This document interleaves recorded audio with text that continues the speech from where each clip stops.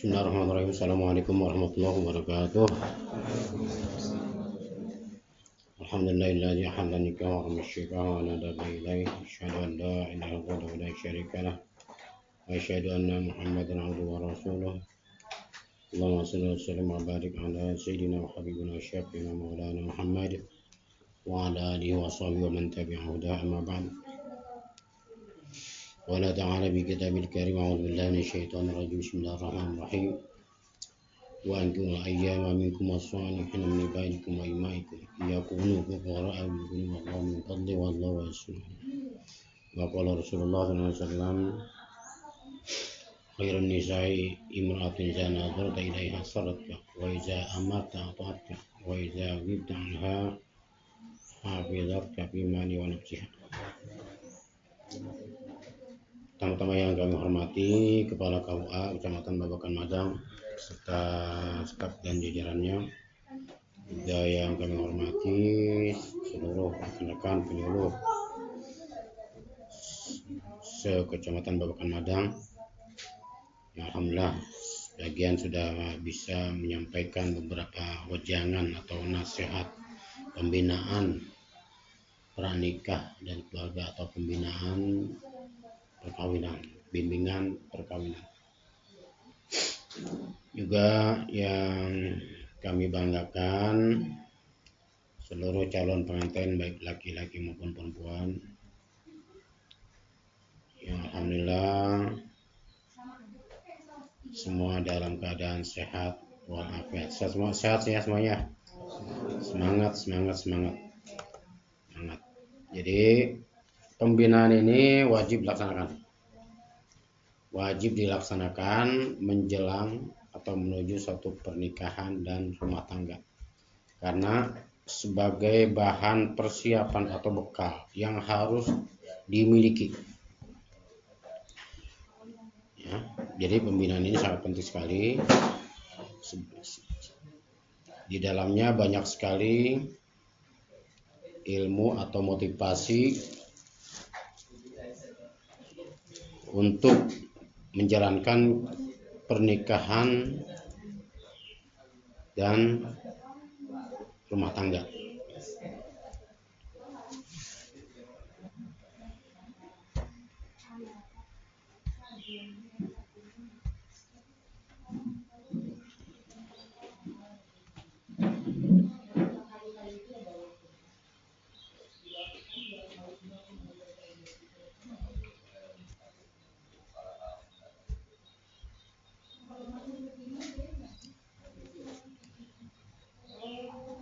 Yang seharusnya seperti yang pernah disampaikan oleh Bapak Kepala KUA, bahwa pembinaan ini dilaksanakan, kalau kita melihat negara-negara lain itu 6 bulan. 6 bulan pembinaan menjelang pernikahan. Dan ini kira-kira siap nggak 6 bulan nih? Kalau 6 bulan siap nggak kira-kira?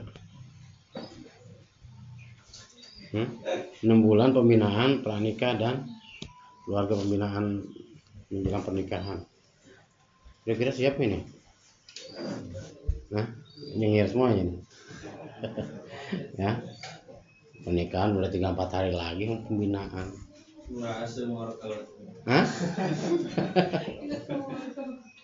Nah itu kenapa demikian di negara lain itu seperti itu? Karena demi untuk memperkuat ikatan pernikahan supaya tidak mudah goyah.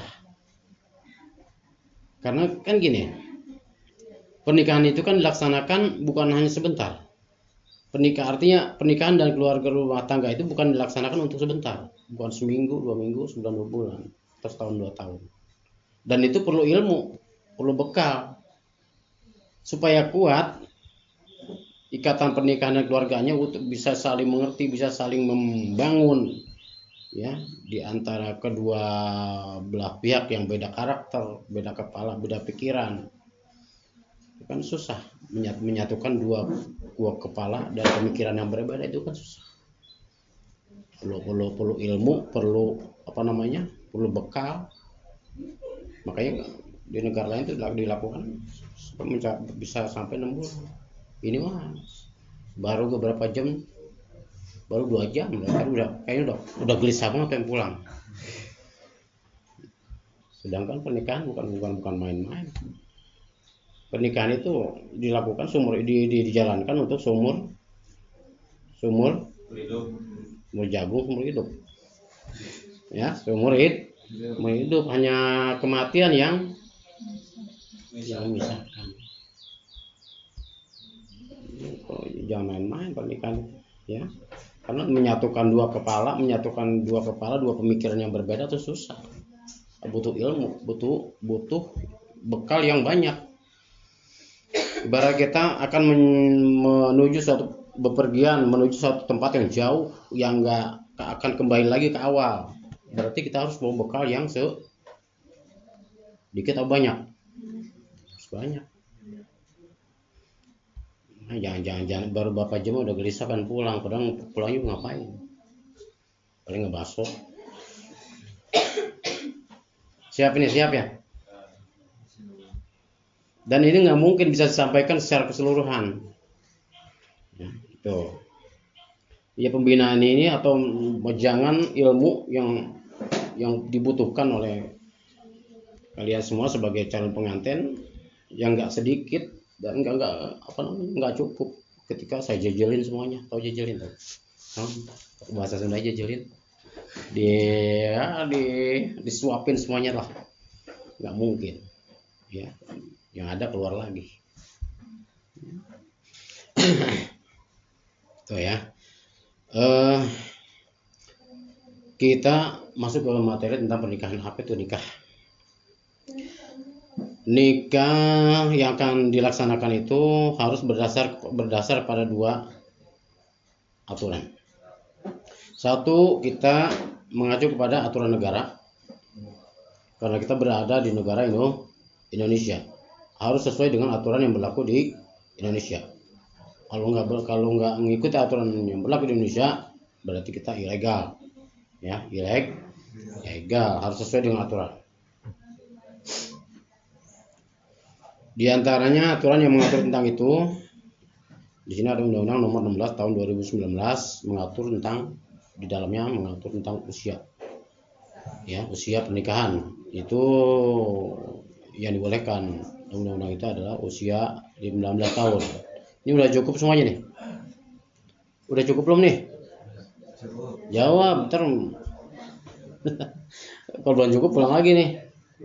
Nggak jadi nikahnya, kurang umurnya. Jangan sampai kayak gitu, ya. Mau baik lagi nggak jadi, batal nikahnya. Jangan sampai kayak gitu, ya. Jangan sampai batal karena kekurangan umur. Itu aturan negara.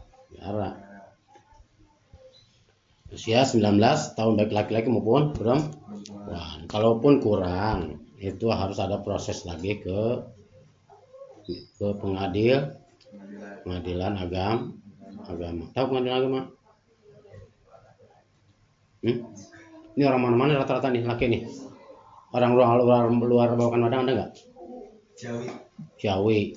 Terus mana nih? Depok. Depok berarti bukan bahasa Sunda ya. Bahasa Melayu, bahasa Mandra. Ya, terus lain? Tangerang Sundanya. Jawa. Bahasa Indonesia ya. Nah, yang lain? Madang semua ya. Ini perempuan? Mohon Madang semua ya. Saya Pakansari dekat saya. Itu gor punya saya itu. Ya. Kembali lagi ke masalah usia ya. Usia laki-laki maupun perempuan itu adalah yang dibolehkan menurut undang-undang adalah usia 19 tahun. Ketika kurang maka harus proses itu, atau diantaranya adalah aturan negara. Kemudian yang kedua, kita mengacu kepada aturan syariat agama. Itulah intinya. Karena nikah itu disebut ibadah, maka sesuatu yang dilakukannya, sesuatu yang berkaitan dengan nikah itu harus sesuai dengan aturan ibadah. Niatkan dalam hati, jangan niat-niat yang lainnya, jangan terbersit niat-niat yang lainnya. Niatkan dalam hati, hati itu nikah itu adalah ibadah. Niat karena Allah. Karena kalau sudah niat karena Allah, insya Allah niatnya ibadah nikahnya itu akan dipenuhi oleh satu, ya akan diliputi oleh keberkahan. Kalau niatnya karena Allah. Tapi kalau niat yang lain-lain tadi sudah dibahas oleh Ustaz Cece. Ya, jangan salah nih niat. Ketika niat ibadah, insya Allah semuanya keberkahan akan mengikuti kita. Tuh, karena niatnya ibadah, maka sesuatu yang dilakukannya harus sesuai dengan ibadah. Aturan ibadah. Enggak bedanya sholat. Sholat itu termasuk pada ibadah yang wajib. Nah, sholat itu memiliki syarat dan rukun. Ya, sholat itu yang sudah ya kita ketahui bahwa sholat itu memiliki syarat dan rukun. Apa syarat sholat? Yaitu diantaranya adalah suci dari hadas kecil dan besar. Hadas kecil dengan cara menghilangkannya dengan cara wudu. Hadas besar dengan cara mandi. Mandi apa? Hah? Mandi apa? Adus. Mandi adus ada tekene. Adus mah bahasa Sunda, mandi bahasa Depok. Ya. Mandi jeung adus ada tekene. Tapi adus menurut Sunda mah maksudnya bedanya. Beda adus mandi besar gitu. Beda pengertian ya. Tapi maksudnya kalau ya di sini adalah mandi besar, mandi setelah karena punya hadas besar, mandi karena punya hadas menghilangkan hadas besar gitu. Tuh ya. Kemudian yang kedua syarat sholat itu adalah balik ya, berakal. Kemudian ya itu syarat sholat. Nah kemudian begitu juga nikah juga punya syarat dan rukun. Syarat itu seperti sholat mah harus sebelum dilaksanakan sholat syarat itu harus sudah dipenuhi yang tadi itu suci dari hadas kecil dan hadas besar. Nah ini mandi junubnya harus sudah bisa nih. Nah, ini diantaranya ada doa di sini, doa mandi junub. Nah itu gusa di sini. Nah itu hadas akbar. Ini harus bisa nih. Mandi junub itu ya setelah melahirkan atau yang haid bagi wanita, bagi laki-laki yang melakukan sperma atau bebas, setelah itu berkewajiban mandi junub. Kemudian balik ke masalah nikah. Nikah itu memiliki syarat dan rukun. Apa syarat nikah? Syarat nikah itu satu harus dalam keadaan beragama Islam. Nggak bisa yang laki Islam, yang perempuan bukan Islam, nggak bisa. Dalam Islam tidak bisa dinikahkan. Tidak sah ketika dipaksakan, tidak sah. Ketika hubungan suami istrinya pun tidak sah. Berarti masih bukan suami istri secara syariat agama. Berarti hukumnya adalah zina. Ya, ya. Jadi upayakan nikah itu sesempurna mungkin. Satu harus dalam keadaan beragama Islam yang bagaimana? Apa cukup Islam di KTP doang? Sholat kagak, puasa kagak, nah, menjalankan rukun Islam kagak semuanya. Itu Islam bukan kayak gitu. Hanya di KTP doang. Namanya Islam. Bukan.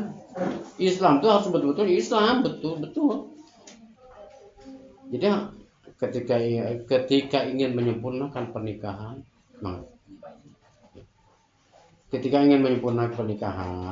ya jangan mengorbankan diri kita untuk menjalani pernikahan dan rumah tangga, tapi pernikahan yang tidak sempurna. Sempurnakan pernikahan itu karena untuk dijalani seumur hidup dengan pernikahan yang sempurna, yang bagus. Semuanya diawali dari diri kita. Ya, ketika kita tadi dinyatakan syaratnya Islam harus betul-betul Islam. Artinya sholat yang 5 waktunya jangan sampai ditinggalin. Masih ada yang bolong-bolong nih? Masih. Nah itu dia penyakitnya. Ya. Ini mulai dari sekarang. Karena berkomitmen ini menikah, berarti harus komitmen juga membenahi diri, menjalankan taat kepada Allah dengan terus menerus tanpa bosan, tapi merupakan satu kebutuhan. Sholat 5 waktunya. Kalau masih 8 pelatih belum lancar, bacaan-bacaannya belajar lagi. Ya, belajar lagi ke guru kita yang dulu pernah ngajarin kita. Kita samperin lagi. Ya, kita kunjungin sambil kita minta doanya tanggal sekian mau nikah dengan saya, guru, ustaz, kiai. Ya, ajarin saya lagi sholat, ngaji, biar benar, biar bisa. Karena kedepannya ya tidak lama lagi kita akan setahun 2 tahun kita akan punya keturunan. Nah keturunan kita akan kita ajarin apa? Sementara keturunan kita, anak keturunan kita itu akan mencontoh orang yang paling dekat. Akan kita berikan contoh yang baik atau yang jelek? Semuanya tergantung dari orang tua. Umur 2 tahun anak bisa melihatnya, bisa. Udah bisa melihat, bisa menyimpulkan belum bahwa ibunya, ayah itu dari mana? 2 tahun, 3 tahun. Ketika dilakukan terus menerus, anak kita akan tahu, oh bapak pulang kerja dengan pakaian seperti itu, pulang kerja pakai motor ini gitu kan, pakai kendaraan ini. Udah bisa menyimpulkan. Bapak sering keluar masuk masjid ketika datang waktu sholat. Anak itu bisa menyimpulkan. Sementara ketika bapaknya nggak pernah sholat, anak itu bisa tahu nggak? Saya akan mencontoh siapa nih? Orang yang pertama dicontoh adalah orang baik calon bapak atau tidak. Kita mau nyontohnya mana? Berarti kita masih ada waktu untuk bisa membenahi diri kita. Dalam masalah agama, ya, masalah hukum fikih, tata cara ibadah yang bagus, kita belajar lagi. Ya, majelis taklim mungkin di lingkungan rumah banyak nih. Ada, berarti harus ikut gabung. Jangan malu-malu, jangan merasa gengsi, saya masih muda, masa gabung sama aki-aki, yang kayak gitu. Yang penting saya dapat prinsipnya, berarti saya dapat ilmu untuk saya pribadi dan nanti untuk keturunan anak keturunan saya. Yang perempuan mungkin di lingkungannya banyak, majelis taklim banyak, hadir karena jangan gengsi, ya, jangan merasa udah bisa, padahal kita hukum aja belum banyak tahu. Nah, kita hadir di situ, apapun yang dijelaskan dan kita dengerin, kita catat, syukur-syukur bisa dipakai hari itu, atau mungkin bisa dipakai nanti dari kemudian buat diri kita ataupun buat anak keturunan kita. Ya, ngajinya, belajar ngaji, baca Al-Quran yang belum lancar lagi sekarang. Buat nanti. Karena apa? Tujuan pernikahan adalah diantaranya untuk membentuk keluarga yang sakinah, mawaddah warahmah, punya anak soleh. Keluarga yang sakinah, mawaddah warahmah itu adalah keluarga yang sangat bahagia, keluarga yang sangat diharapkan, keluarga yang bisa membangun lingkungan keluarga, lingkungan masyarakat dan negara, bangsa dan negara. Kalau berawal dari keluarga yang acak-acakan, kacau, bagaimana dia bisa bangun kampung? Bagaimana dia bisa diharapkan oleh masyarakat? Bagaimana bisa diharapkan oleh negara? Keluarganya aja acak. Itu keluarga sakinah mawaddah warahmah itu adalah keluarga yang diharapkan oleh semua orang. Itu. Karena berawal dari rumah tangga yang bagus, keluarga yang damai, ke tempat kerjaan juga, insya Allah itu suami bekerjanya akan enjoy. Coba misalkan berawal dari rumah tangga berantakan, tempat kerjaan pas ke bawah nggak itu? Ke bawah. Itu pentingnya membentuk keluarga yang sakinah mawaddah. Belum lagi membentuk anak yang menjadi anak soleh-solehah. Anak soleh-soleh itu tadi sangat diharapkan oleh keluarga, bisa membela, bisa menggantikan orang tuanya, bisa menempatkan dirinya di masyarakat, dan diharapkan oleh masyarakat, bangsa dan negara. Itu anak soleh soal. Tapi kalau anak yang sebaliknya, anak yang nggak soleh, karena kitanya masa bodoh, nggak mau bentuk, nggak mau mengajari anak itu menjadi anak yang tidak soleh soleha. Apa kerugian kita sebagai orang tua ketika anak itu terjadi seperti itu? Anak banyak kasus, dicari polisi mulu. Itu yang ketemuan siapa? Orang tua. Mana lagi nggak punya duit, mana kena kasus, nggak harus nebus, mana lagi sakit nggak punya duit, kerjaan lagi berantakan lagi, usaha lagi rugi, pusing ya kayak gitu. Ya kita mikir ke sana, mikir ke depan, kita mikir yang misalnya yang pahit lah kita pikir ke sana, supaya bisa membenahi diri kita dari sekarang. Kira-kira siap nggak nih? Pertama, ya, gampang aja. Tunaikan sholat yang 5 waktu, jangan sampai ditinggalkan satu waktu. Dalam keadaan bagaimanapun, dalam kerja dimanapun, dalam keadaan bagaimanapun, apalagi tadi dibicarakan dalam keadaan misalkan lagi menjadi raja sehari karena saya yang bedak gitu atau yang make up sampai ninggalin sholat, jangan. Alangkah ruginya. Itu akan hilang keberkahan itu. Dari situ akan hilang keberkahan. Nah, akibatnya nanti akan kita rasakan. Ya mungkin pada waktu itu dia nggak merasakan apa-apa, bahagia, enak aja, enjoy meninggalin sholat. Tapi ke depannya karena akan kita rasakan. Ya, jadi harus siap-siap membenahi diri kita untuk ya taat pada Allah. Dia meningkatkan taat pada Allah. Sholat yang waktunya. Kerja di bengkel, datang waktu sholat, laksanakan sholat. Iya, jangan sampai merasa alasan saya kotor gimana sholatnya. Nggak ada alasan. Jangankan orang sehat, orang sakit aja wajib.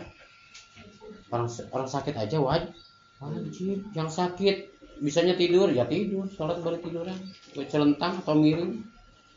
Itu yang sakit. Ini apalagi yang sehat kerja di bengkel, di mana kotor-kotoran, cuci tangan, ya sih sholat langsung selesai. Berapa menit sih sholat? Nggak lama, nggak sampai 3 jam sholat. Sholat apaan 3 jam?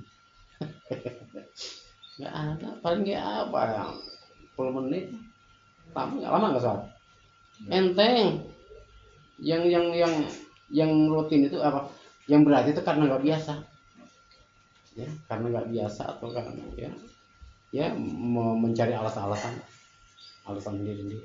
Jangan mencari-cari alasan untuk menguatkan diri meninggalkan sholat. Itu modalnya itu. Insya Allah menjadi keluarga yang bahagia. Ya. Cuma sholat 5 waktunya. Kemudian syarat tadi dalam keadaan beragama Islam. Yang kedua, balik yang kedua syarat menikah itu adalah balik. Nah, balik itu orang Sunda sering mau ngomong balik. Hari balik teh. Orang Sunda sering ngomong, "Air mana sok terbalik." Itu orang Sunda tahu balik itu apa bahasa Sunda. Balik teh, Neng. Orang Sunda lain. Hah? Sunda balik teh, balik. Hah? Berakal. Iya. Mereka berakal nih. Berakal mah dari mulai sebelum balik ya. Dari kecil gue berakal. Mayis. Balik itu dalam secara syariat adalah antara laki dan perempuan memiliki ciri yang berbeda. Batasan balik adalah ya di apa namanya? Ambil dari satu putaran fikih adalah tamam muqaddam syara' itu sempurna 15 tahun dengan ciri yang berbeda-beda. Bagi perempuan ciri baliknya adalah menstruasi. Ini udah men semuanya ya. Laki-laki ciri baliknya adalah apa? Mimpi basah. Apa ini? Mimpi basah adalah ciri balik. Itu menurut hukum fikih. Ketika sudah sampai usia balik, maka orang tersebut wajib melaksanakan hukum-hukum Allah. Yang wajibnya harus dilaksanakan, yang dilarangnya atau yang diharamkannya harus ditinggalkan. Hukum wajib tadi bicara wajib. Ketika yang wajibnya dilaksanakan, dia akan mendapat pahala seperti sholat, puasa, zakat. Nah itu ketika dilaksanakan mendapat pahala. Tapi ketika ditinggalkan dia akan mendapat dosa. Itu adalah hukum wajib. Musawu ala fa'ali wa yunakum ala tarki. Itu yang sudah balik. Yang belum balik, hukum wajibnya gimana? Sholatnya ditinggalin, dosa enggak? Yang belum balik. Yang belum balik enggak dosa. Yang haramnya dikerjain, minum minuman keras, judi, tuh anak yang belum orang yang belum balik, dosa enggak? Hah? Enggak. Kenapa? Karena belum balik. Hah? Karena belum balik. Yang dosa siapa? Orang Orang tua atau orang dewasa yang melihat dan menyaksikannya. Siapa saja, bukan orang tua. Siapa saja yang menyaksikan anak belum balik melakukan sesuatu yang diharamkan, dibiarkan, dosa yang melihat. Tuh, kalau dia orang tua, akibat dia tidak mau mengarahkan hal-hal yang mana itu yang boleh, mana yang tidak, sehingga dilakukan oleh orang yang belum balik, gitu ya. Itu balik ya. Kemudian bagi yang menstruasi ini harus hafal nih. Di pengajian ini banyak dibahas. Mungkin sampai ke ya paling banyaknya menstruasi berapa hari? Paling lama? 7 hari. Ada lagi?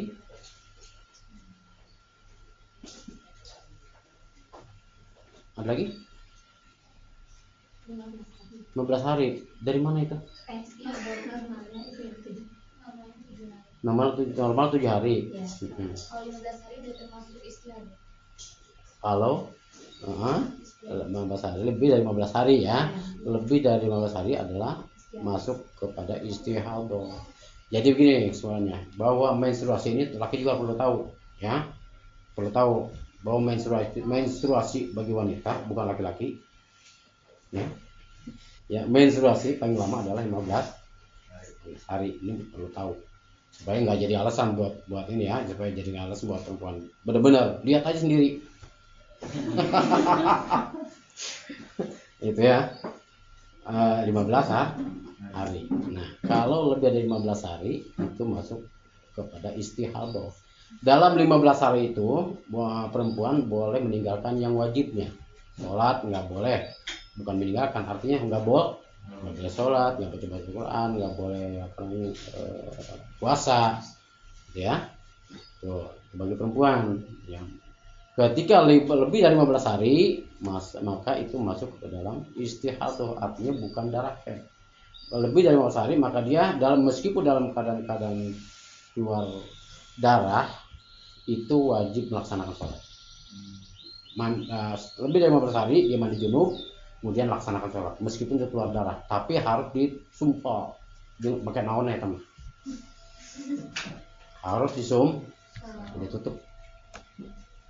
Nah ini berarti osok ngaji berarti penyawan ya, ketahuan berarti dia sering ngaji apa berarti kayak gitu, hukum kayak gitu tuh ya, hukum kayak gitu perlu tahu banyak lagi. Kemudian paling sedikitnya menstruasi 3 hari. Nah berarti belum nyampe kan?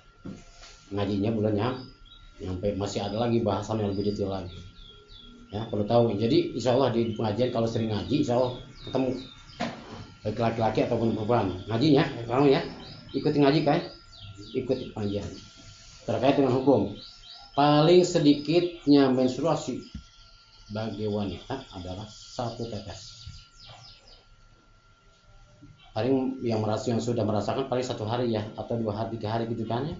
Enggak, paling sedikitnya menstruasi adalah 1 tetes. Yang membedakan darah haid atau bukan darah haid itu perempuan sendiri, kita nggak tahu. Ya, dia yang sendiri. Ketika keluar darah, oh ini darah haid, berarti dan nggak keluar lagi dalam beberapa jam, maka harus mandi. Ketika datang waktu sholat harus mandi junub. Kayak gitu ya.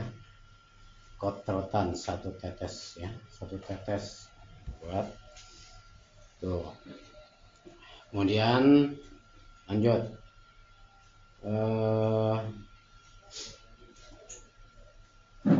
masuk ke rukun nikah. Rukun nikah ada 5. 1 mempelai laki. 2 mempelai. Yang ketiga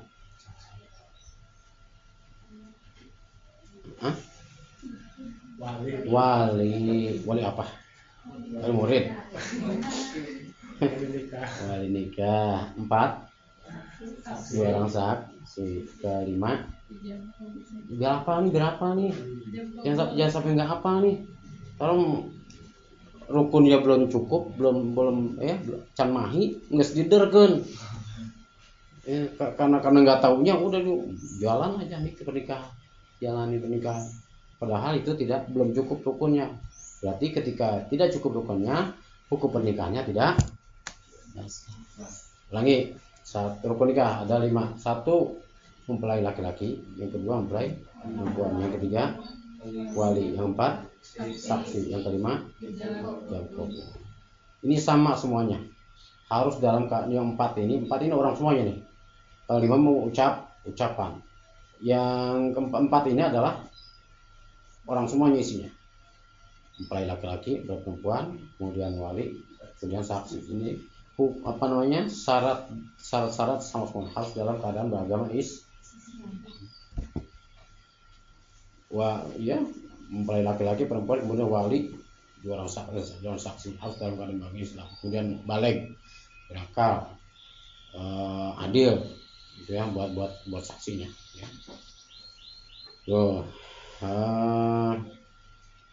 Kemudian mempelai laki-laki ya, bagaimana kalau tadi pertama mempelai laki-laki, yang kedua mempelai laki-laki, sah nggak? Ya. Ada apaan tuh namanya ya, mau dibilangin jangan sampai itu ya. Jaga diri kita dan keturunan kita memiliki perilaku yang seperti itu ya. Laki-laki suka laki-laki, perempuan suka perempuan. Nggak bisa, dalam Islam tidak bisa diikatkan. Dan itu bahaya, akan merusak keturunan dan orang-orang sekitar. Dan itu menular itu kayak gitu. Jauhi ya. Jaga diri kita, istri kita, anak keturunan kita dari pergaulan yang mengarah ke situ. Ya, karena dan itu bukan pernah terjadi pada zaman Nabi apa itu? Nabi Lut, silakan dibaca sejarahnya. Ya, umat Nabi Lut dilaknat oleh Allah, dimurkai oleh Allah, dihempaskan pasir habis manusia. Alhamdulillah ya, jangan sampai merambah ke diri kita. Itu tadi mempelai laki-laki, yang kedua perempuan, yang ketiga adalah wali. Wali itu siapa? Ayah apa nih maksudnya? Hah? Iya, ayah perempuan. Ayah kandung, ayah kandungnya juga ayah kandung yang sah. Apalagi ayah angkat, jangan sampai itu. Ayah angkat ya. Ayah kandung yang sah, artinya paham nggak maksud di situ? Ketika si perempuan itu ketika perempuan itu dalam kandungan, si ayahnya itu betul-betul sudah nikah sebelumnya. Ayah dan ibunya itu betul-betul sudah nikah sebelumnya, bukan anak dalam kandungan tapi si ayah dan ibunya belum nikah. Jangan sampai kayak gitu ya. Itu berarti tidak bisa dijadi wali itu kayak gitu tuh. Paham maksudnya? Yang seperti itu mah harus lapor ke kepala KUA, ke petugas KUA. Ya, pelan-pelan aja ngomongnya. Harus jujur itu. Kalau dipaksakan kondisi seperti itu nggak sah nikahnya. Ayah yang seperti itu dijadikan wali nggak sah nikahnya. Ya, seandainya pun ada kayak gitu harus diulangi. Ya, paham ya kayak gitu ya? Alhamdulillah ya. Dan itu harus betul-betul jujur ke kepala KUA lah. Jujur, kondisinya seperti ini dan harus di mana nikahnya. Berarti harus ayah hakim ya. Ayah kandung, kembali ke wali. Ayah ayah kandung.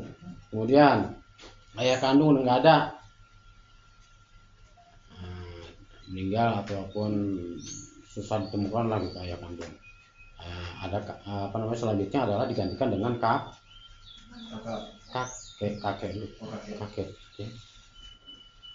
kakek ya. Kakeknya nggak ada, baru boleh tadi orang yang terdekat adalah kakak kandung laki-laki ya, atau adik kandung laki-laki yang sudah dewasa, sudah balik ya, yang bisa jadi wali. Kemudian selanjutnya yang menjadi wali adalah kakak dari bapak, namanya apa? Uwa ya, kakak dari bapak adalah uwa. Kemudian adik dari bapak, paman, mamang ya, itu bisa jadi wali. Kemudian nggak ada lagi tuh. Selanjutnya bisa jadi wali juga ketika semuanya nggak ada. Anak dari anak uwa, anak dari anak uwa, saudara sepupu yang laki-laki yang sudah dewasa bisa jadi wali. Kemudian anak paman bisa jadi wali. Cuma setiap kita meminta wali, jangan lupa kita mohon pada siapa aja yang terlibat di situ, wali atau dia seorang saksi ya, minta karena Allah. Kayak memang doain saya tanggal sekian ya, tolong karena Allah, niatkan karena Allah nikahin saya, walikan saya ke orang tua ataupun ke kakek atau ke mamang uang, tolong pang walikeun nikah niatkan karena Allah pang walikeun ya, jangan lupa gitu. Ketika semuanya seragam sama, baik itu wali, pengantinnya ataupun dia saksinya, sama-sama niat karena Allah, insya Allah pernikahannya akan dipenuhi dengan keberkahan, pernikahan dan keluarganya. Jangan lupa kayak gitu, penting. Bahasa itu penting. Bahasa itu penting. Dan yang anggap enteng bahasa, ya. Segala sesuatu yang terjadi itu tergantung bahasa. Orang bisa jadi Islam dari bahasa, dari ucapan. Orang bisa jadi keluar dari agama Islam bisa jadi dari ucapan. Gitu. Orang bisa jadi pejabat karena dia disumpah dengan ucapan. Ucapan itu bisa mengesahkan segalanya. Ya, ucapan itu penting, ucapan. Dan anggap enteng. Kemudian yang keempatnya adalah dua orang saksi. Itu sama harus Islam ya, betul-betul kita tahu dah orangnya, saksinya kita tahu ibadahnya rajin. Nah itu yang utama ya, terutama orang yang kita tahu ya, tingkat kualitas ibadah yang sebetulnya supaya betul-betul ya, pernikahannya itu betul berjalan secara sempurna. Mudah-mudahan ya.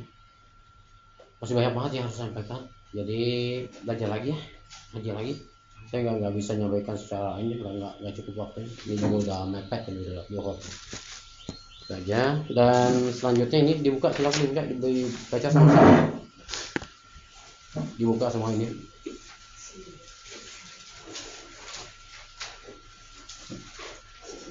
Ini ada? Ya ini. Ya. Ini dibaca, kemudian nanti dihafalkan ya, dihafalkan. Di sini ada judulnya adalah doa bersubuh ya, buat hubungan suami istri. Kita baca sebelum hubungan suami istri. Ya. Kita baca dulu sama-sama. Bismillahirrahmanirrahim. Bismillahirrahmanirrahim. Allahumma jannibna syaitan wa jannibi syaitan ma razaqtana. Bismillahirrahmanirrahim. Allahumma jannibna syaitan wa jannibi syaitan ma razaqtana. Baca sama-sama. Bismillahirrahmanirrahim. Lanjut. Ulangi ah. Bismillahirrahmanirrahim. Lanjut ya. Allahumma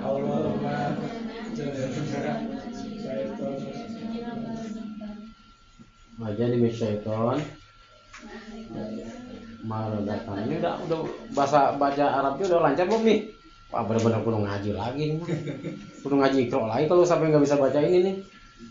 Udah jangan malu-malu, udah. jangan pakai malu-malu, belajar lagi kalau mau ini belum bisa baca ini. Karena kita buat kita juga, ya, buat kita juga, buat kita, istri kita dan anak kita, ya, yang belum bisa belajar ngaji, belum bisa baca Arab, huruf Arab, belajar lagi itu lagi, nggak apa-apa, nggak usah malu-malu, jangan malu-malu, ya. Siap ya, belajar lagi, siap ya, dari awal lagi nggak apa-apa. Ya, bismillahirrahmanirrahim. Allahumma jannibna syaitan. Jannibna syaitan. Artinya ya, Bismillah, jauhkanlah kami dari kesyirikan dan jauhkanlah setan dan dari api pada kami. Berikan. Itu adalah doa kita mohon perlindungan pada Allah dari gangguan setan. Percaya enggak adanya setan? Percaya. Percaya adanya, bukan percaya kepada setan. Karena percaya kepada setan, percaya adanya setan itu berarti kita percaya kepada Allah. Karena setan itu adalah bagian dari makhluk Allah. Tuh.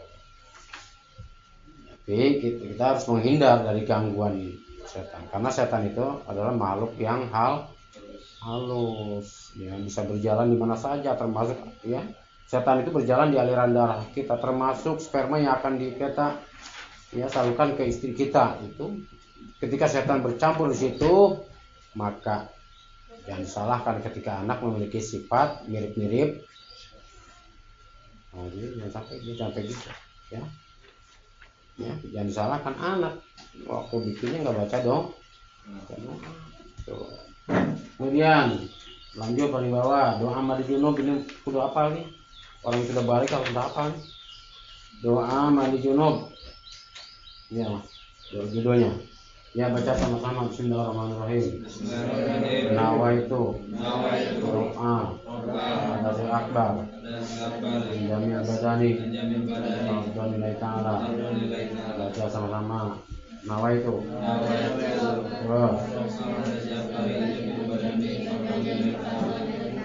Nah, ini wajib hafal. Dan adab-adabnya diantaranya adalah sebelum menyiramkan air ke badan kita baca doanya tadi itu, niatnya, ya. Dan aturan adab-adabnya, yang pertama harus kita siramkan bagian mana dulu? Adab-adab mandi yang pertama harus kita siramkan bagian mana dulu?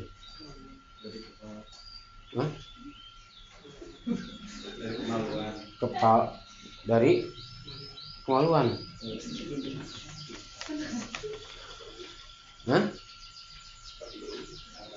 Itu, nah betul, disunahkan wudhu dulu sebelum mandi wajib. Tadi sunahkan wudhu, atau wudhunya sesudah tadi, bukan mau menjelang mandi, tapi sesudah hubungan suami istri kita wudhu di situ. Kita mau tidur wudhu di situ, ya. Karena untuk menghindari kemakruhan ketika kita dalam keadaan junub, makan minum itu makruh, ya. Kita makan dan minum dalam keadaan junub itu hukumnya makruh, makanya harus diselangi dengan wudhu, baru besoknya langsung mandi, paginya langsung mandi. Tuh ya. Tuh, jadi yang pertama adab-adabnya adalah yang pertama harus disiapkan adalah bagian kepala, bukan kepala bawah dulu. Kepala bawah, bagian kepala atas, kepala. Kemudian sebelah kan, tadi ke bagian kepala sebanyak 3 kali guyuran, 3 kali siraman. Kemudian sebelah kanan sebanyak 3 kali. Kemudian sebelah kiri, ya, 3 kali, dan itu harus diratakan semuanya. Harus betul-betul diratakan dengan tangan, terutama yang banyak rambutnya, supaya air mandi junub tadi betul-betul sampai kepada pori, ya. Kemudian tadi yang sudah balik, kembali lagi ke masalah balik, yang sudah balik wajib hukumnya menutup aurat. Bagi laki-laki auratnya dari mana ke mana? Pinggang sampai dengkul. Ada lagi? pinggang sampai dengkul. Itu kata siapa itu? Ah? Bujal sampai lutut, puser. Bujal itu puser. Dari puser sampai lutut. Berarti harus ngaji lagi benar. Ngaji lagi nih, banyak belum tahu hukum-hukumnya. Yaitu aurat laki-laki ya, dari atas puser sampai di bawah lutut. Ketika sholat pakai anduk aja. Anduk doang segini, laki-laki. Allah Akbar. Sah nggak sholatnya? Pakai anduk doang nih segini, buat di sini, kemudian di bawah lutut sini. Allah Akbar, sholat pakai anduk doang, sah nggak sholatnya? Hah?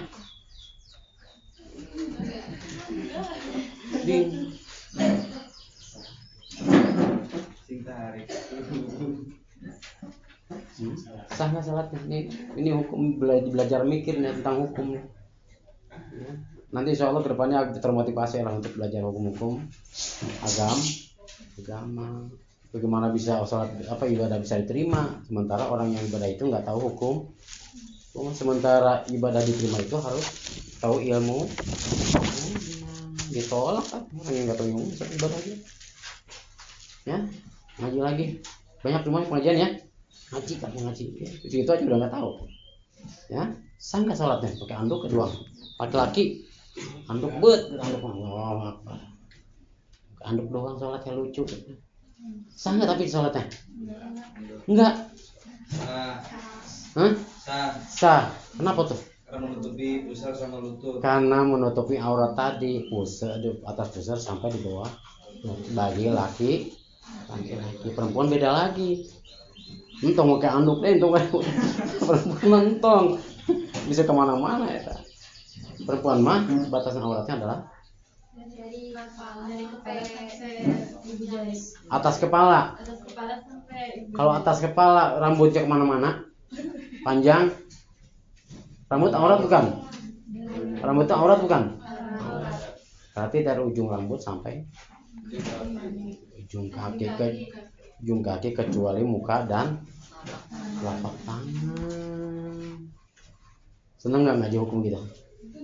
Seneng nggak ngaji hukum kita? Udah tahu, apalagi nanti calon mama, calon ibu, calon mama, calon bapak harus tahu hukum. Bagaimana kita bisa merintahkan anak untuk sholat, sholat dan sebagainya, sementara orang tuanya nggak tahu hukum. Ya, kemudian batasan balik itu juga nggak tahu. Kapan orang tuanya harus merintahkan anak itu wajib melaksanakan sholatnya dan kapan harus menganjurkannya, kan beda. Ada menegaskan, ada menganjurkan kepada anak. Beda nggak? Menegaskan dan menganjurkan beda nggak? Atau mengajak? Beda. Tergantung dari hukum anak pada anak itu sendiri. Kalau menganjurkan atau mengajak berarti anak itu belum bal. Tapi kalau sudah menegaskan, nah sholat, nggak sholat, berarti anak itu sudah. Harus begitu, harus tahu. Menempatkan ucapan juga harus tahu hukum.